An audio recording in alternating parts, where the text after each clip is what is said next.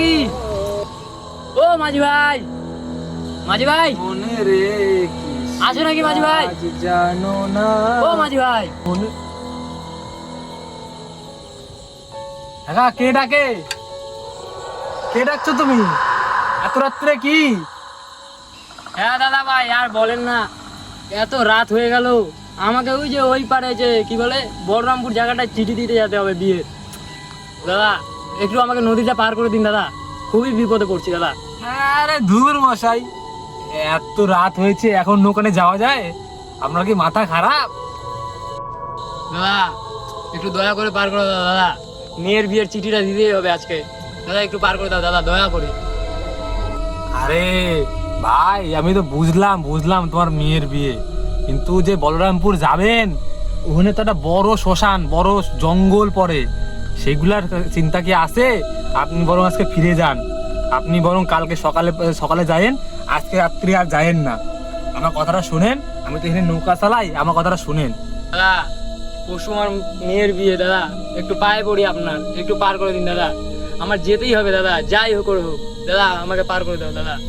আরে বাবজান, আমি তো বুঝি তোমার মায়ের বিয়ে, আমি বুঝি, কিন্তু আমার কথাটা শোনো। ওই যে বলরামপুর যেখানে তুমি যাবা, ওই যে জঙ্গলটা শ্মশানটা পড়ে, ওখানকার মতো ভয়ঙ্কর জায়গা আশেপাশে নাই, ওখানকার মেলা কাহিনী আছে। তুমি আজকে দিনটা যাইও না বাবজান, আমার কথাটা শোনো, আজকে যাইও না। আমার যা হবে হোক, আপনি যেই টাকাটা পান ওর থেকে দুগুণ টাকা দেবো আমি, তাও আমাকে দয়া করে পার করে দিন। আরে বাবা আমি টাকার কথা করছি না, আমি তোমার জীবনের কথা ভাইবে এই কথাগুলো করছি, যে জঙ্গলটা খুবই খারাপ, কিন্তু তুমি যখন শুনবা না, তাহলে আসো আসো তোমার লইয়া যায়, আসো তোমার পার করে দিয়ে আসো আসো। দাদা আপনাকে অনেক অনেক ধন্যবাদ, আপনি আজকে আমাকে বাঁচালেন।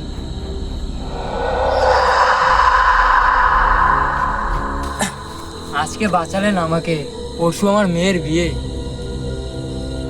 তুমি এতবার বললা সেই জন্য নিয়ে যাচ্ছি, কিন্তু একটা কথা, সামনের ওই জঙ্গলটা সাবধানে পার হতে হবে কিন্তু।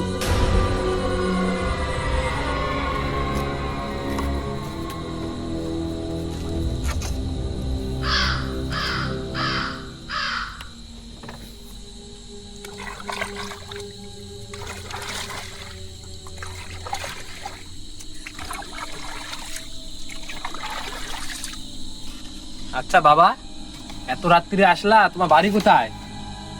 কোন কোন গ্রাম থেকে আইছো তুমি? আমার বাড়ি ওই যে 10 মাইল দূর একটা গ্রাম আছে রামপুর, ওখানটায় আমার বাড়ি। অত দূরের গ্রাম, এত রাতে কি নদী পার হওয়া ঠিক? বুঝতেই তো পারছেন, মেয়ের বিয়ে, এই এতগুলা গ্রামে চিঠি দিতে এত রাত হয়ে গেল, বুঝতেই তো পারছেন। এই এখন খালি এই একটি গ্রামই বাকি আছে। বাবা যতই হোক, এত রাত করে আমার এত বারণের পরে তোমার যাওয়াটা ঠিক হচ্ছে না বাবা। আচ্ছা আপনাকে অত ভাবতে হবে না, আপনি খালি নদীটা পার করে দিন তাহলেই হবে। ঠিক আছে, যখন যাইতে পারো তাহলে যাও, কিন্তু তুমি তো সাথে লাইট টাইট কিছু আনো নাই, এ না তাহলে হেরিকেনটা নিয়ে যাও। আপনার ধন্যবাদ দাদা, আমিও লাইট টাইট কিছু আনিনি, লাইটের কথাই ভাবছিলাম, রাস্তার পোকামাকড়ের কথা বলা যায়। ঠিক আছে ঠিক আছে, তুমি ভালো মতো যাও, আমি ভগবানের কাছে এটাই প্রার্থনা করি।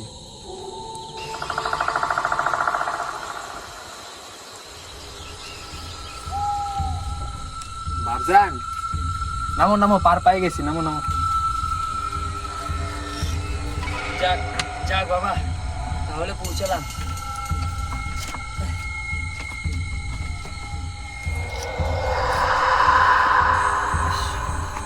দাদা আপনার কত টাকা হলো?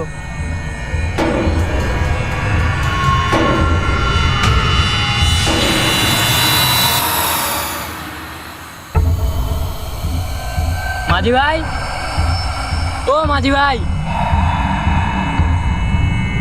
মাঝি ভাই কেমন লোক, টাকাটা না নিয়েও চলে গেল।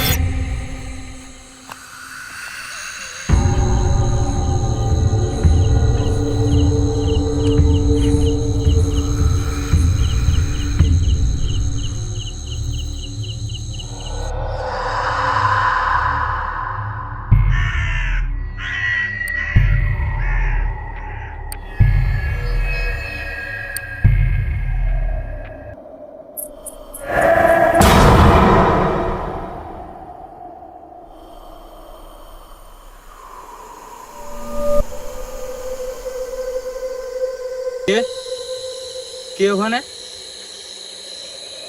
কে?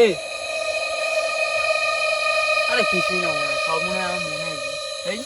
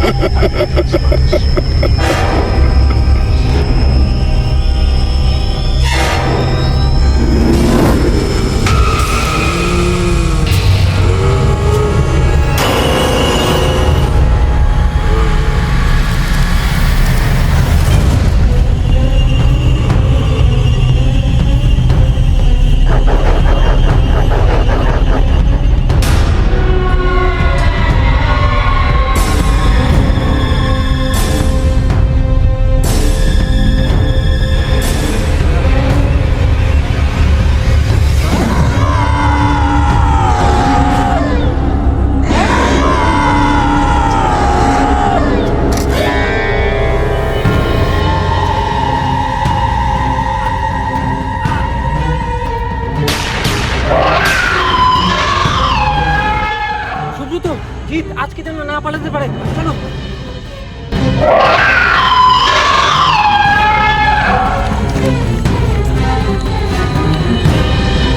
সুব্রত, তুমি ওকে দেখো, এটা নাও, যাও তুই যাও, ওকে দেখো। কি হয়েছে? জিৎ, জিৎ একে উঠাও, উঠাও, উঠাও, উঠাও, জিৎ উঠাও।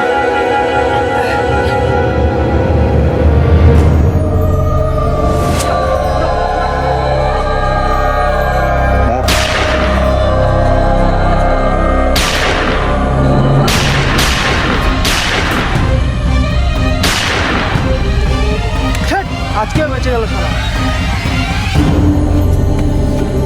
সুব্রত, কি হলো? একটুর জন্য বেঁচে গেল।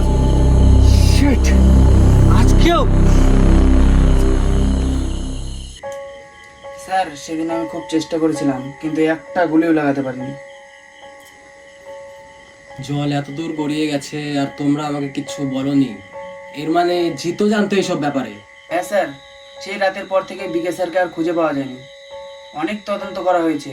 এই কথাটা তুমি যদি আমাকে আগে বলতে তাহলে হয়তো জিত আজকে বেঁচে থাকতো, কিন্তু আজকেও বাঁচবে না। হয়তো আমি থাকবো, না হলে ওই থাকবে। স্যার যাবেন না অত রাতে, স্যার, স্যার যাবেন না অত রাতে। কি যে করে।